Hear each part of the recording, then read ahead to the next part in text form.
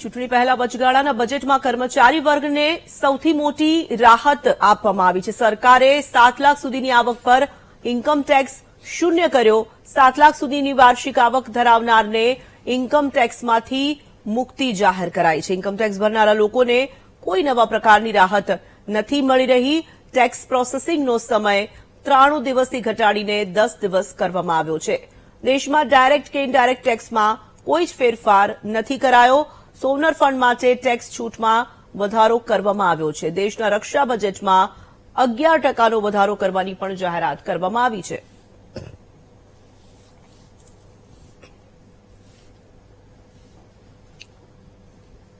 તો વચગાળાનું બજેટ રજૂ કરવામાં આવ્યું છે અને એ જ વિષય પર વાતચીત કરવા માટે ગેસ્ટ પેનલ આપણી સાથે જોડાઈ ચૂકી છે. બીજેપીમાંથી નેતા પ્રેરકભાઈ શાહ છે આપણી સાથે, કોંગ્રેસમાંથી હિરેનભાઈ બેંકર આપણી સાથે જોડાયા છે અને સીએ નિશાબેન પટેલ છે. આપ ત્રણેયનું ખૂબ ખૂબ સ્વાગત. નિશાબેન, શરૂઆત આપનાથી કરવા માંગીશ. બજેટ આજે રજૂ કરવામાં આવ્યું, વચગાળાનું બજેટ. કેવી રીતે જોઈ રહ્યા છો આ બજેટને? શું પ્રતિક્રિયા આપની? બજેટમાં બહુ બધી આપણી આશાઓ હતી. ઘણી બધી હું 2-3 દિવસથી વાંચી રહી હતી કે આ છૂટ મળવી જોઈએ, આ મળવું જોઈએ, એટલે ઘણી આશા હતી. કેમ કે આગળ ઇલેક્શન આવવાનું છે એટલે બધાની આશાઓ હતી કે કઈ એવી લોલીપોપ સ્કીમ્સ આવશે જેનાથી બજેટ પ્રત્યે બધા આકર્ષશે અને જે આપણાને આગળ હેલ્પફુલ થશે. પણ સમહાઉ આ શો કરે છે કે બી government is quite confident about what work they have done. એમને જે કામ કર્યું છે એના માટે એ બહુ કોન્ફિડન્ટ છે અને એ માટે એમને ખૂબ જ સારી, આઈ થિંક પહેલા જે એની પોલિસીઝ હતી એ સરસ હતી અને એને જ કોન્ટિન્યુ કરી છે. કોઈ મેજર ચેન્જીસ કરવામાં આવ્યા નથી. ટેક્સમાં જોઈએ તો ટેક્સમાં કોઈ સ્લેબમાં ચેન્જીસ નથી. ખાલી જે સ્મોલ સ્કેલ ઇન્ડસ્ટ્રીઝ અને જે એ લોકોની સ્ટાર્ટઅપ્સની જે લિમિટ્સ હતી એ 31/3/24 થી 31/3/25 કરવામાં આવી છે અને કોઈ મેજર ફેરફાર કરવામાં નથી આવ્યા. તે સાથે આપણે જોઈએ કે ભાઈ આપણે કેપિટલ જે આપણો એક્સપેન્ડિચર છે એનું આપણે સમજતા હતા કે 15 થી 20% વધારો થવો જોઈએ. હજુ ઇન્ટરિમ બજેટ છે પણ અત્યારે એ લોકોએ 11.1% સમથિંગ એની ઇન્ક્રીમેન્ટ કીધું છે, વિચ ઇઝ ઓલ્સો ગુડ. અને કેપિટલ ડેફિસિટ જે એમને કીધું, જે આપણે ફિસ્કલ ડેફિસિટ જેને કહીએ છીએ, ફિસ્કલ ડેફિસિટ જે લાસ્ટ ટાઈમ જે એસ્ટિમેટ હતો દેટ વોઝ 5.9, જે ડિક્રીઝ થઈને 5.8 જે એકચ્યુઅલ એસ્ટિમેટ આવ્યા છે એમાં થયું છે. અને નેક્સ્ટ જે યર માટે 2025 માટે 5.1 કરવામાં આવ્યું છે, જે આઈ થિંક આપણા અર્થતંત્ર માટે બહુ જ સારું ગણાઈ શકાય. આપણે ઓલરેડી IMF આપણી કન્ટ્રીને 5th લાર્જેસ્ટ ઇકોનોમી આપણે ઓલરેડી થઈ ગયા છીએ અને 2027 સુધી વી આર એક્સપેક્ટિંગ કે બી આપણે 3rd લાર્જેસ્ટ ઇકોનોમી થઈએ અને 2047માં આપણે જે ડેવલપ કન્ટ્રીઝ જે છે એમાં આવી જઈએ. સો આઈ થિંક એના માટે આ capital expenditures are must, so that more and more employment જે છે એ લોકોને મળે અને જે આપણો કન્ટ્રી જે છે એ વધારથી વધારે એમ્પ્લોયમેન્ટ લોકોને આપે, નવા ઇન્ફ્રાસ્ટ્રક્ચર પેદા કરે. સો આઈ થિંક દેટ વે નો બહુ મેજર ચેન્જીસ કશું નથી. જે છે એને જ કોન્ટિન્યુ કરવામાં આવે છે. નોર્મલી એવું કહેવામાં આવે છે કે ગુલાબી બજેટ આવે, ગુલાબી જે બજેટ હોય ઇલેક્શન પહેલા. પણ આઈ થિંક આ કોન્ફિડન્સ ભાજપનો દેખાડે છે કે એવું કોઈ બી ગુડી થિંગ નથી. ઇટ ઇઝ સ્ટેટસ કો બજેટ. હિરેનભાઈ, સામાન્ય રીતે બજેટ જયારે રજૂ થવાનું હોય અને તેમાં પણ ઇલેક્શન પહેલાનું બજેટ હોય, સામાન્ય લોકોને ઘણી બધી આશા અપેક્ષાઓ હોય છે. આ જે બજેટ છે જે રજૂ આજે કરવામાં આવ્યું છે, રાહત માટે જુલાઈ સુધી રાહ જોવી પડશે એવું સ્પષ્ટ થઈ રહ્યું છે. એટલે બજેટ આ હોય કે કોઈ પણ બજેટ હોય, સામાન્ય નાગરિક જનતા એના માટે આશાસ્પદ જ હોય કે બજેટમાં મારા માટે શું, તમારા માટે શું, મહિલા માટે શું, બધા માટે નહીં. પણ આ બજેટ માટે હું સંપૂર્ણપણે કહેવા માંગીશ, ન નીતિ ના નિયત, નક્કર આયોજન વગરનું ખાલી ખોખા જેવું આ બજેટ છે. જ્યાં મહિલાઓને કવર કરવી જોઈતી હતી, યુવાનોને કવર કરવા જોઈતા હતા, ખેડૂતોને કવર કરવા જોઈતા હતા, આ બધી વસ્તુ કવરની જગ્યાએ ખાલી કવર લઈને સરકાર આવી ગયું એ પ્રકારની વાત છે. જે સામાન્ય માણસે સમજાય, તમને ને મને આપણે બહુ ફિઝિકલ ડેફિસિટ શું હતું ને બીજી હું તો એન્જિનિયર છું એટલે થોડું ટેકનિકલ સમજી શકું, પણ બાકી સામાન્ય માણસ સમજી શકે એ બાબતમાં આપણે સમજવા જઈએ કે અર્થતંત્ર કઈ દિશામાં ચાલી રહ્યું છે. તો આપણે સમજવું પડે કે તમારા ખિસ્સામાં શું આવ્યું, મારા ખિસ્સામાં શું આવ્યું, સામાન્ય ખેડૂતના ખિસ્સામાં શું આવ્યું, કિસાનના ખિસ્સામાં શું આવ્યું. આખી વાતમાં તમે જુઓ કે સરકાર છેલ્લા 9 વર્ષમાં એનું દેવું, જે મેડમે IMF ની વાત કરી, IMF ચેતવ્યા છે કે જે દેવું છેલ્લા 7-8 વર્ષ પહેલા, 9 વર્ષ પહેલા એ સમગ્ર GDP નું 55 થી 60% જેટલું હતું, એ અત્યારે 21% પાર ગયું છે અને 2027 સુધીમાં આપણું જેટલું પ્રોડક્શન છે એટલું જ આપણું દેવું થઈ જશે. એટલે જે 2014માં દેવું ગુજરાત દેશનું એ 54 લાખ કરોડની આસપાસ હતું એ અત્યારે હાલમાં 153 લાખ કરોડને પાર થઈ ગયું છે. આપણી ગુજરાતીમાં એક સાદી કહાવત છે કે દેવું કરીને ઘી ના પીવાય. એટલે આ પ્રકારની ઘટના અત્યારે દેશમાં જોવા મળે કે અત્યારે સમગ્ર જે ભારતીય જન્મતો હોય એ પહેલા 46,000 દીવા સાથે જન્મતો હતો, અત્યારે 1,10,000 દીવા સાથે જન્મી રહ્યો છે. સામે આપણે એના આવકની વાત કરીએ તો આવકમાં આપણે સરકાર એવા કોઈ તંત્ર નથી કરી રહી જે આપણે અર્થતંત્ર સારું સરસ દેખાઈ રહે. તો એના 2-3 પેરામીટર મેં કીધું તમને કે દેવું આપણું, બીજું કે આપણો રૂપિયો એ ખરેખર મજબૂત થયો છે કે નહીં. રૂપિયો મજબૂત થયો હોય તો આપણે કહી શકીએ કે આપણું અર્થતંત્ર બહુ સરસ ચાલી રહ્યું છે.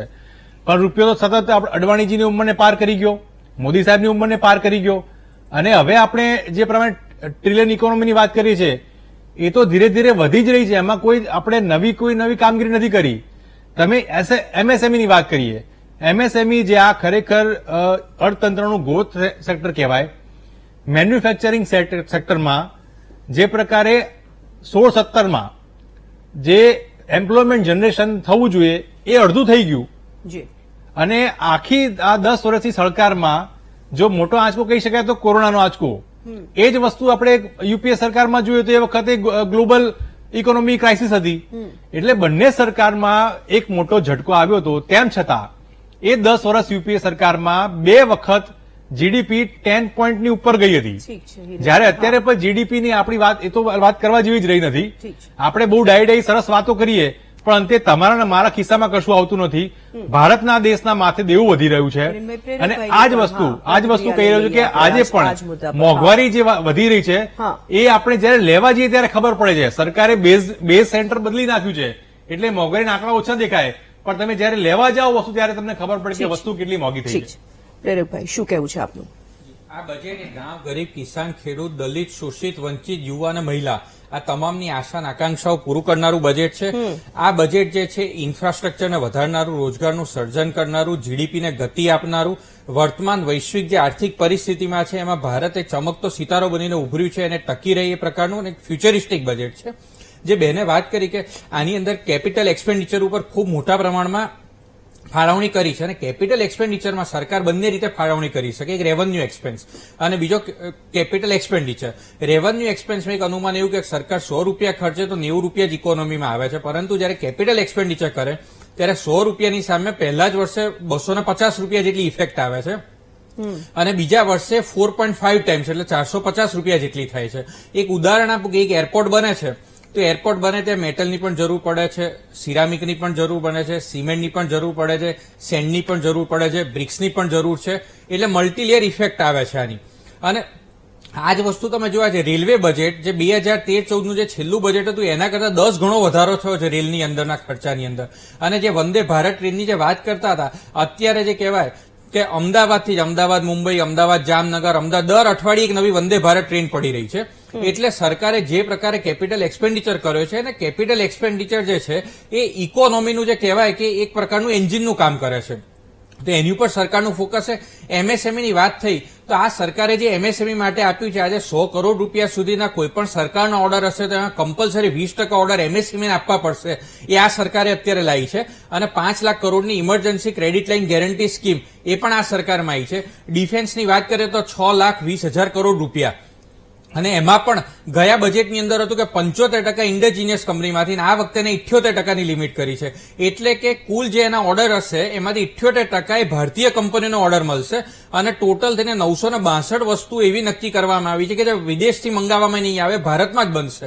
આજે આપણું જે તેજસ વિમાન જે છે એ ત્યાં મલેશિયા અને મિસ્ર જેવા દેશો ખરીદે છે, બ્રહ્મોસ મિસાઇલ છે એ વિયેટનામ જેવા દેશો કરે છે અને એ આપણને દેખાય બી છે કે હમણાં જ આપણા અમદાવાદમાં ડિફેન્સ એક્સપો થઈ ગયો ત્યારે વિશ્વના 108 કન્ટ્રીમાં ભાગ લીધો. એટલે જે દેશની અંદર અસોલ્ટ રાઇફલ નથી બનતી એ વિદેશથી મંગાવતા હતા, આજે એ વિદેશના દેશોને હથિયારોનું વેચાણ કરે છે અને 16,000 કરોડનું આપણે ડિફેન્સનું એક્સપોર્ટ કર્યું છે. એ જ રીતે તમે જો કે સરકારે આવક, આરોગ્ય અને આવાસ આ ત્રણેય ઉપર કામ કરીને સામાન્ય લોકોની લાઈફમાં ઇઝ ઓફ લિવિંગ કર્યું છે. પછી એ પ્રધાનમંત્રી આવાસ યોજનાના માધ્યમથી હોય, આયુષ્માન ભારત યોજનાના માધ્યમથી હોય કે નળથી જળ યોજનાના માધ્યમથી હોય. તો બીજી બાજુ સરકારે ક્રેડિટ, કન્ઝમ્પશન અને કેપેક્સ આ ત્રણ ઉપર પણ એટલું ફોકસ આપ્યું છે કે કન્ઝમ્પશન દેશની અંદર વધે અને કન્ઝમ્પશન વધે તો ઓવરઓલ જીડીપી ની અંદર વધારો થાય. એટલે એક રીતે કહીએ કે આ બજેટ જે છે એ પૂર્ણતઃ જે કહેવાય કે આવનારા 2047 ની અંદર વિકસિત ભારતની જે નીંવ રાખવામાં આવી હતી એને મજબૂત કરનારું બજેટ છે અને આના કારણે આવનારા સમયની અંદર ખૂબ મોટું એ દેશની અંદર એક પરિવર્તન દેખાવામાં આવશે. ચલો, તો કોંગ્રેસ કહી રહ્યું છે કે આ જે બજેટ છે તે ખાલી ખોખા સમાન છે. બીજેપી કહી રહ્યા છે કે મજબૂત રાષ્ટ્રના નિર્માણ માટે આ પાયો નાખનારું બજેટ પુરવાર થશે. તો આજે વચગાળાનું બજેટ રજૂ કરવામાં આવ્યું છે અને આ બજેટમાં અનેક મુદ્દાઓને લઈને વાત કરવામાં આવી છે. તેના પર જ આપણે ચર્ચા કરી રહ્યા છે. ફરી એક વખત ચર્ચામાં સીધા આગળ વધીશું. અર્થશાસ્ત્રી નયનભાઈ પરીખ પણ આપણી સાથે હવે ચર્ચામાં જોડાઈ ચૂક્યા છે. નયનભાઈ, સ્વાગત કરીએ છીએ આપનું પણ. વચગાળાના બજેટને લઈને શું પ્રતિક્રિયા આપવા માંગશો? હું ગણું છું કે વચગાળાનું બજેટ છે એટલે આપણે એને વચગાળાના બજેટ તરીકે જ જોવું જોઈએ. ફૂલ-ફ્લેજ બજેટ જોવાની ભૂલ ના કરવી જોઈએ, કારણ કે આ 4-5 મહિનાનું બજેટ છે. જ્યાં સુધી નવી સરકાર આવે, કાર્યભાર સંભાળે, ફાઇનાન્સ મિનિસ્ટર પોતાની તૈયારી કરીને બધું બજેટ રજૂ કરે, ત્યાં સુધીની આ એક ઇન્ટરીમ વ્યવસ્થા છે. એટલે એક આ બજેટમાં શું મારા ખ્યાલથી મને પેલું લાગ્યું છે થોડું ઇન્ટરેસ્ટિંગ એ કે આમાં બેલેન્સ જળવાયું છે. એટલે શું બેલેન્સ કે એક તો ઇલેક્શનની ડિમાન્ડ અને એના કારણે પોપ્યુલિસ્ટ બજેટ રજૂ કરવાની જે કરવાનું જે પ્રેશર હોય એ, અને એ જે છે એ મને બહુ દેખાયું નહીં. કારણ કે અમુક વાર જે આપણને કદાચ ડાયરેક્ટ ટેક્સમાં કે જીએસટીમાં કે ઇન્કમ ટેક્સમાં જો રેટ ઘટાડે તો એની તરત લોકોની ઉપર પોઝિટિવ અસર થતી હોય છે, અથવા એના માટે સરકારોને પણ એનું પ્રલોભન હોય છે કે ભાઈ ઇલેક્શન યરમાં આ કર્યું હોય તો લોકો 2-1 મહિનામાં વોટ કરવા જાય ત્યારે એમના મનમાં એક આની પોઝિટિવ ફિલિંગ હોય. આ જે પેલું એક પ્રેશર હોય એ અમને બિલકુલ ફાઇનાન્સ મિનિસ્ટરે ખાળ્યું છે અને એમણે કોઈ પણ ડાયરેક્ટ કે ઇનડાયરેક્ટ ટેક્સના બેનિફિટ આપ્યા નથી. એમણે ખાલી ઇલેક્શન યર આપણને શેના ઉપરથી લાગે કે એનું બજેટ છે કે એમણે આ છેલ્લા 10 વર્ષની આમાં પોતાની સરકારની વાત વણી લીધી અને આખા 10 વર્ષનો શું અપ્રોચ રહ્યો, શું સિદ્ધિ રહી, શું સારું કર્યું, શું કોન્ટ્રીબ્યુશન્સ, એ બધી વાત કરી. અને ઉપરાંત મને એક જે લાગ્યું કે થોડું લોકોને અપીલ કરે એવું આસ્પેક્ટ જો આ બજેટમાં હોય તો એમણે 2 કરોડ રૂરલ હાઉસિંગની અનાઉન્સમેન્ટ કર્યું આવતા 5 વર્ષ માટે. એટલે હવે રૂરલ હાઉસિંગનું શું, એક તો રૂરલ લોકોને અને જે આપણા નબળા વર્ગના લોકો છે એને અપીલ કરે, પણ સાયમલ્ટેનિયસલી હાઉસિંગ એવી ચીજ છે કે જેની મલ્ટીપ્લાયર ઇફેક્ટ હોય. ઘર બનાવવાના હોય એટલે પેઇન્ટથી માંડીને, સિમેન્ટથી માંડીને, ઈંટથી માંડીને, બિલ્ડિંગ મટીરિયલથી માંડીને બધા ધંધામાં એના કારણે એક પોઝિટિવિટી અને તેજી વર્તાય. એટલે એક જે રૂરલ હાઉસિંગ કર્યું અને બીજું ઇન્ફ્રાસ્ટ્રક્ચર કર્યું. અને ઇન્ફ્રાસ્ટ્રક્ચરમાં જે અત્યાર સુધીની એક્સપેન્ડિચરની પેટર્ન છે અને એમાં ગ્રોથ છે એ બંને જાળવી રાખ્યા. એટલે આ હું ગણું છું કે જે બજેટ ઇલેક્શન બજેટ હોવા છતાં પણ આ ચીજો કરી. બાકી શું કર્યું પાછું, ફાઇનાન્શિયલ જે ટાઇટનેસ એટલે કે જે ફિસ્કલ ડેફિસિટ છે એ 5.1% અને આવતા 2 વર્ષમાં એને 4.5% સુધી લાવવાની વાત કરી. એટલે એ પણ જરા પણ પોપ્યુલિસ્ટ બજેટમાં જે ફિસ્કલ ડેફિસિટનો થોડો ભોગ લેવાય એ બિલકુલ ના લેવા દીધો. એટલે આ હું ગણું છું કે એનું એક જે બેલેન્સ મારા ખ્યાલથી આ કદાચ, અને પછી હું બજેટ પછી એક આ યુનિયન મિનિસ્ટરની પ્રતિક્રિયા જોતો હતો તો એમણે પણ જયારે સંવાદદાતાએ પૂછ્યું કે ભાઈ આમાં પોપ્યુલિસ્ટ બજેટ તરીકેનું શું દેખાય છે, એટલે એમણે કહ્યું કે અમારે પોપ્યુલિસ્ટ બજેટની બહુ જરૂર નથી, અમારી સરકાર ફરી આવવાની છે અને એટલા માટે આ બજેટ દ્વારા અમારે લોકોને કોઈ પ્રલોભનો આપવા પડે એવું પ્રેશર જે છે એ અમને બિલકુલ ફીલ થતું નથી. એટલે હું ગણું છું કે એ કદાચ આ સરકારનો કોન્ફિડન્સ બી છે કે અમે લોકો ફરી આવવાના છીએ અને એટલા માટે આ બજેટ થકી લોકોને અમારે બહુ આકર્ષિત કરવાની જરૂર નથી. એટલે એ હું ગણું છું કે આ બજેટનો એક થોડો પેલો યુનિક આસ્પેક્ટ છે દરેક બજેટમાં જે ના દેખાય એવો. એના સિવાય જે બાકીની બધી વાતો છે, મેં કીધું એમ ઇન્ફ્રાસ્ટ્રક્ચરની વાત છે, બાકીની જે જોબ ક્રિએશનની વાત છે, એ હું ગણું છું કે હજુ કદાચ એમાં થોડું આપણે કરવાની જરૂર છે. અને આપણો સરકારનો અને ભારતનો જે ગ્રોથ અત્યારે થઈ રહ્યો છે એમાં મારા ખ્યાલથી 2 જે મુખ્ય ચેલેન્જીસ આપણે હેન્ડલ કરવાની છે અને જે આવતી સરકારે પણ કરવાની છે એ કે આપણો જે ગ્રોથ જે છે, જીડીપી ગ્રોથ પણ આપણો 7% પ્લસ છે. એટલે શું કે દેશ આપણો એવો છે કે જે જુદા જુદા વિશ્વના દેશો સાથે આ બાબતમાં કોમ્પિટ કરે છે. ચાઇના હવે થોડું આપ્યું છે અને બીજા બધા દેશો જે છે એ 7% પ્લસની ગ્રોથ ટ્રેજેક્ટરી ધરાવતા નથી. એટલે આપણે લોકો સારા ગ્રોથ રેટ પર છીએ, પણ એનો બેનિફિટ એમ્પ્લોયમેન્ટમાં કેવી રીતે કન્વર્ટ થાય. એટલે આપણા જે યંગ પોપ્યુલેશન છે, જે યુથ આજે એન્જિનિયરિંગ ભણીને નીકળે, એને તરત નોકરી કેવી રીતે મળે. એનું એન્જિનિયરિંગ એવું કેવું હોય કે જે તરત જ એને એક નોકરી આપે, અને નોકરી એવી આપે કે જે એના એસ્પિરેશન્સ પ્રમાણે હોય. એન્જિનિયરે કંઈ એવું કામ કરવું પડે કે જે એની ડિગ્રીને અનુરૂપ ના હોય તો કદાચ એક અનએમ્પ્લોયમેન્ટની સિચ્યુએશન રહેવાની છે, કારણ કે એ કામ લેવાનું નથી. એટલે લોકોના સ્કિલ, એજ્યુકેશન અને એસ્પિરેશન્સ પ્રમાણેની જોબ ક્રિએશન જે છે એ હવે આપણા ગ્રોથ સાથેનો એક મોટામાં મોટો આપણા માટે પડકાર થઈ ગયો છે.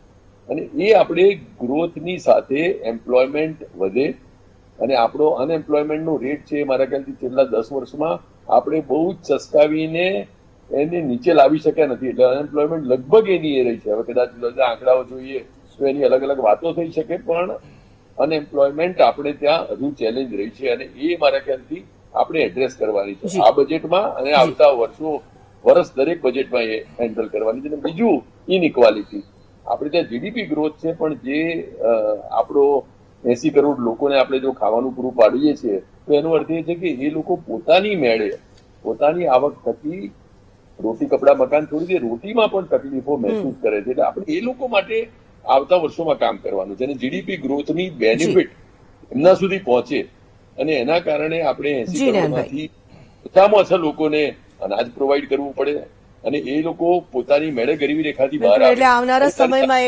એ તમામ મુદ્દાઓ પર આપ જણાવી રહ્યા છો એમ સરકારે વધુ ધ્યાન આપવું પડશે. નિશાબેન, આપણી પાસે સમય ઓછો છે, એટલે આપણે જો ટૂંકમાં સંક્ષિપ્તમાં બજેટ પર કોઈ 2 મુદ્દા જો તમે ખાસ કહેવા માંગતા હો. એક તો મેં જે કીધું કે આ બજેટમાં આપણે આમ જોઈએ કે બી રેવન્યુ, જે આપણે મેઇન રેવન્યુનું સોર્સ છે ડાયરેક્ટ ઇન્કમ.